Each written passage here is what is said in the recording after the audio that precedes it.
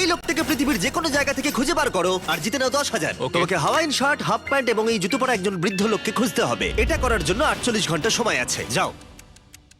আমি যাবো ওকে আমি এখন যাচ্ছি কাবো, কারণ আমার ছবি দেখে মনে হচ্ছে লোকটা সমুদ্রের কাছাকাছি থাকে। আমি এই মিস্টার ইমোজিকাইকে খোঁজার জন্য যা খুশি তাই করতে পারি। যখন আমি প্রথম মেক্সিকো গেলাম, প্রথমেই আমি একটা বোট রেন্ট নিলাম। আমি অনেকগুলো বয়স্ক মানুষ দেখলাম, কিন্তু কেউ তাদের মধ্যে হাওয়াইন শার্ট পরেছিল না। ওরা ওখানে অনেকজন ছিল, কিন্তু তাদের মধ্যে কেউই একটা হাওয়াইন শার্ট পরেছিল না। আমি একটা পারফেক্ট ম্যাচ খুঁজে তো পেলাম, কিন্তু উনি এটা খেলতে চান না। নতুন প্ল্যান, আমি 10টা হাওয়াইন শার্ট কিনলাম আর তাদেরকে দিলাম, দেখি তারা এটা পরতে চায় কিনা।